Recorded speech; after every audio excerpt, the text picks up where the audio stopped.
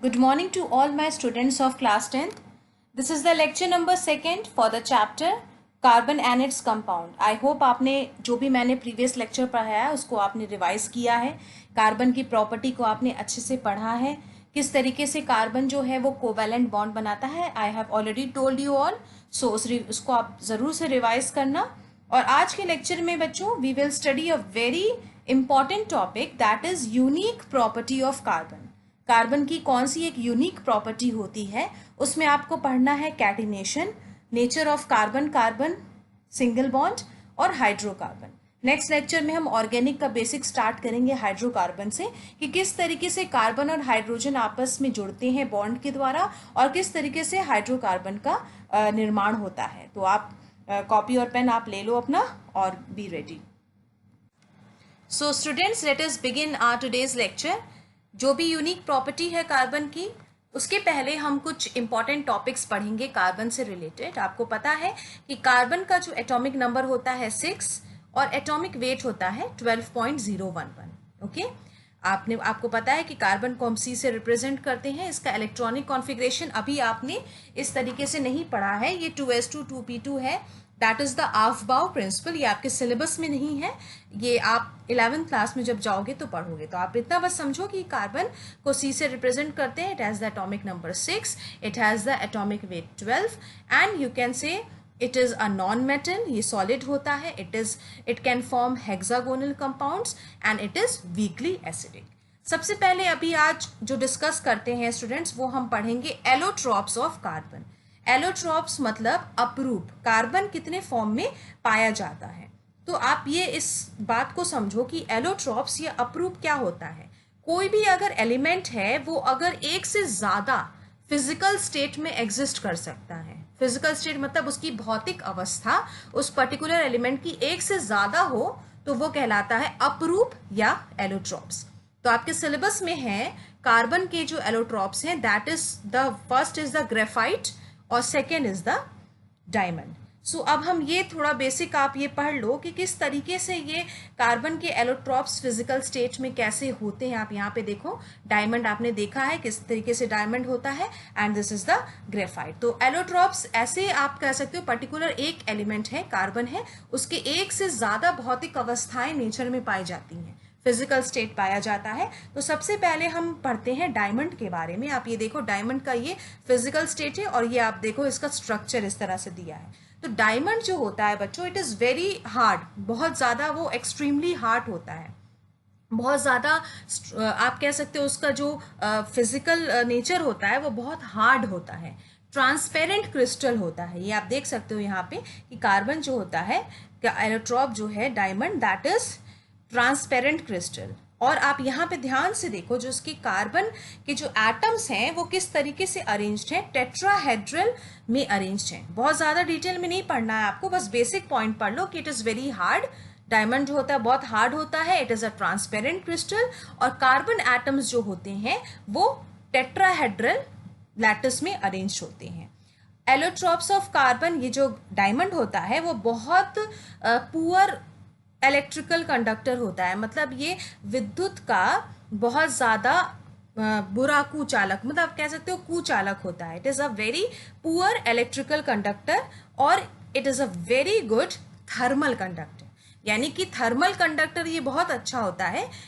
Thermal आप ताप से समझ लो कि it is a very good thermal conductor but it is a very bad electrical conductor. Now let us move on for the graphite. Graphite कैसा होता है, इसका अपीयरेंस आप देखो यहाँ पे. इट इज़ अ सॉफ्ट, ये बहुत सॉफ्ट होता है. डायमंड जो था वो हार्ड है, बट जो ग्रेफाइट होता है वो बहुत सॉफ्ट होता है, ब्लैक कलर का होता है और ये मॉडरेट इलेक्ट्रिकल कंडक्टर, मतलब ये बीच का है.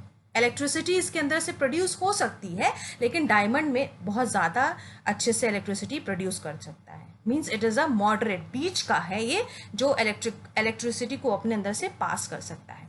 अब आप ध्यान से देखो इसका स्ट्रक्चर कैसा है. ग्रेफाइट का स्ट्रक्चर देखो कि ग्रेफाइट में स्ट्रक्चर्स आप देख सकते हो. कार्बन को काउंट करो, ये आप देखो मैं किस तरह से एरो दिखा रही हूँ. 1 2 3 4 5 6. तो ग्रेफाइट के स्ट्रक्चर में जो कार्बन होते हैं वो फ्लैट 6 मेंबर्ड होते हैं. आप देखो फ्लैट है, चपटा है, तो आप कह सकते हो carbon atoms are bonded in flat hexagonal, 6 carbon से मिलके ये बना है, तो ये हेक्सागोनल टाइप का स्ट्रक्चर होता है और फ्लैट स्ट्रक्चर होता है, और जो कि आप देख सकते हो लेयर्ड स्ट्रक्चर, ये देखो आप पहला लेयर है, ये दूसरा लेयर है।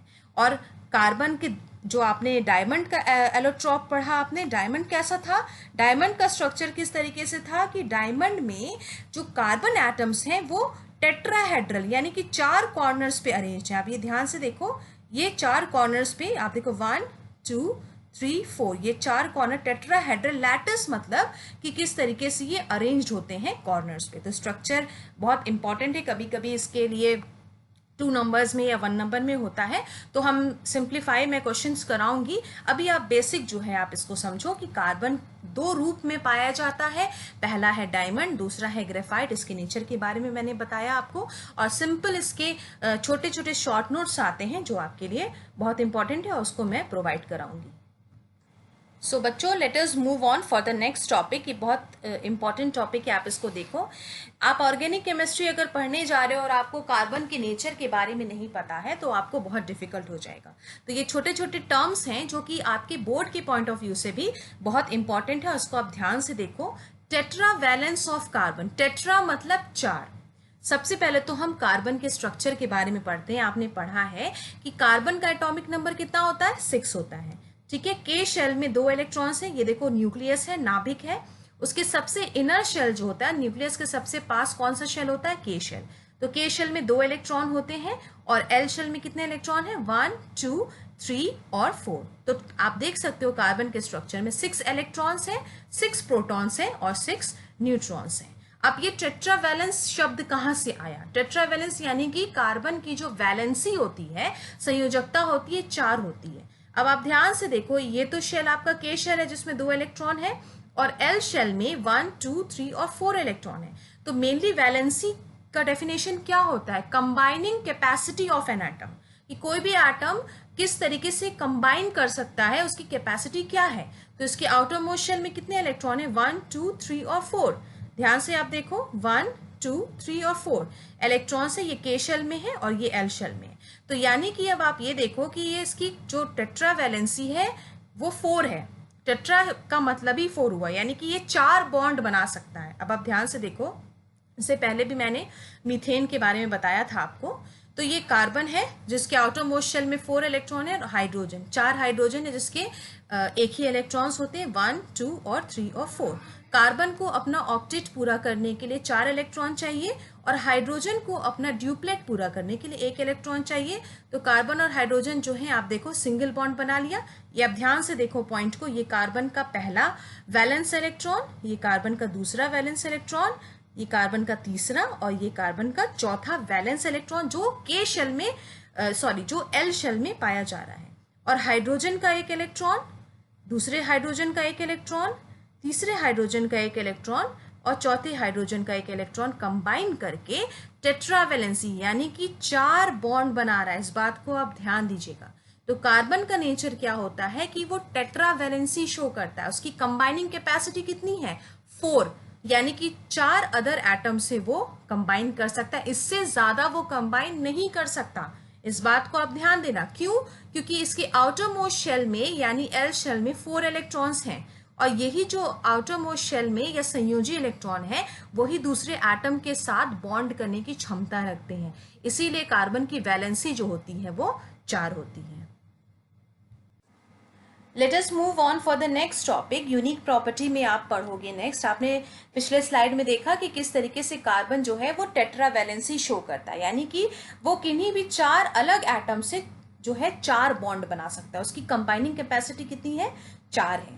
अब हम नेक्स्ट प्रॉपर्टी पढ़ेंगे कार्बन की, दैट इज वेरी इंपॉर्टेंट।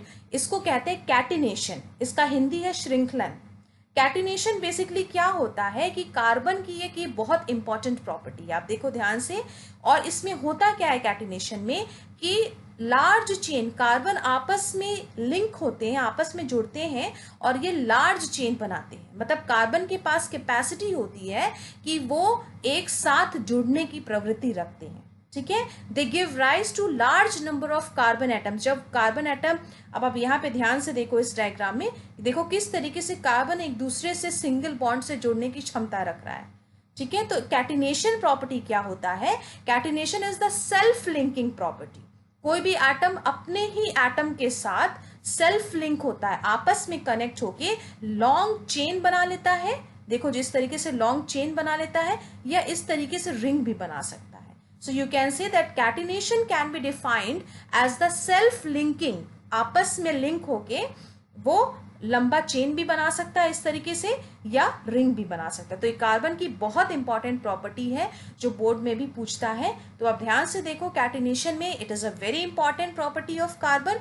ये क्या, it helps in large chain, carbon आपस में जुड़ के लार्ज चेन बनाता है। It give rise to large number of carbon compounds और ऑर्गेनिक कंपाउंड्स, जो आगे चल के आप डिटेल में पढ़ोगे। तो catenation is a very unique property of carbon. और इसमें क्या होता है, कार्बन आपस में कंबाइन विथ इटसेल्फ, एक दूसरे से कंबाइन करके लंबी श्रृंखला बना सकते हैं, चेन, ओपन चेन स्ट्रक्चर, या रिंग टाइप का स्ट्रक्चर बना सकते हैं। That is called as catenation. So carbon is a tetravalent which means it bonds 4 times. ये मैंने बता दिया, टेट्रावैलेंट है, इसके आउटर मोस्ट शेल में 4 इलेक्ट्रॉन्स हैं, और ये 4 अदर एटम से कंबाइन करने की कैपेसिटी रखता है।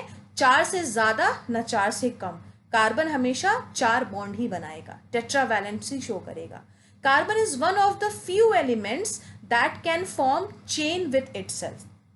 कार्बन के अलावा भी बहुत सारे एलिमेंट्स हैं जो ये प्रवृत्ति रखते हैं, लेकिन सबसे स्ट्रॉन्ग कैटिनेशन की प्रॉपर्टी कौन रखता है?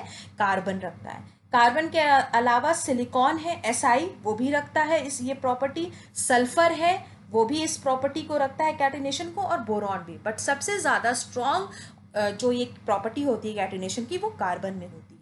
Carbon can also from branch network and rings. मैंने बताया कैटिनेशन प्रॉपर्टी की वजह से ही या तो वो लॉन्ग चेन बना सकता है, या वो क्लोज चेन टाइप स्ट्रक्चर भी बना सकता है, जो कि आप अभी ऑर्गेनिक केमिस्ट्री में जब आप फंक्शनल ग्रुप, जब आप कंपाउंड्स के नॉमेनक्लेचर पढ़ोगे, कैसे उसको नाम दिया जाता है, तो ये इसमें आपका हेल्प करेगा।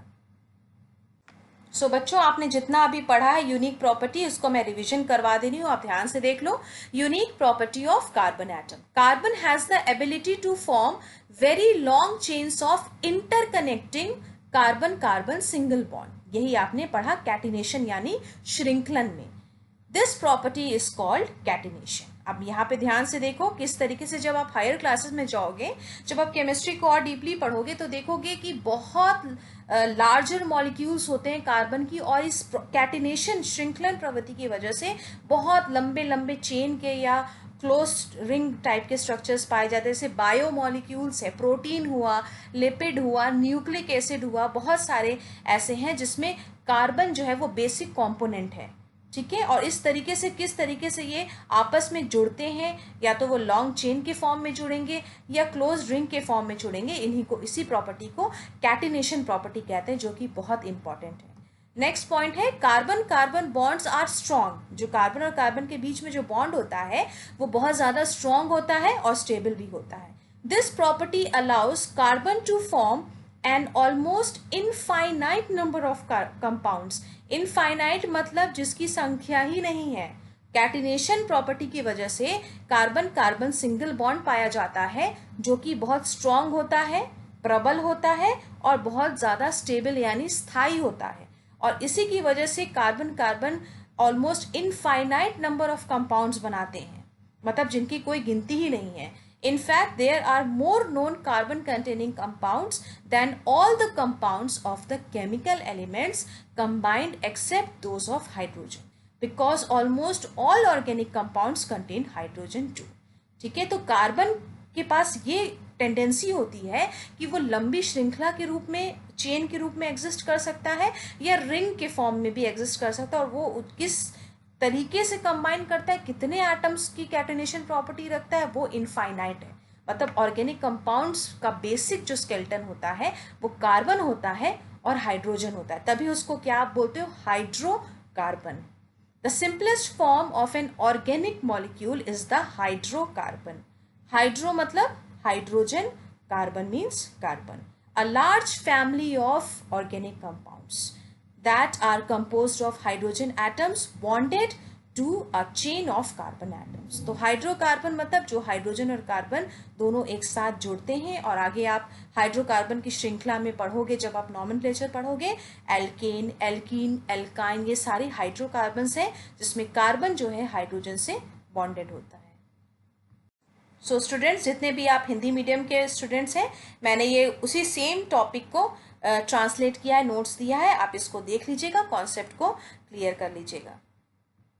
सो thank you so much my dear students. जो भी मैं पढ़ा रही हूँ उसको बहुत सिस्टमैटिकली उसके कॉन्सेप्ट को आप क्लियर करिए, उसके नोट्स को आप बनाइए, और जो भी प्रॉब्लम है आप पर्टिकुलर कमेंट सेक्शन में आप मुझसे पूछ सकते हो. God bless you all. Stay blessed, stay safe.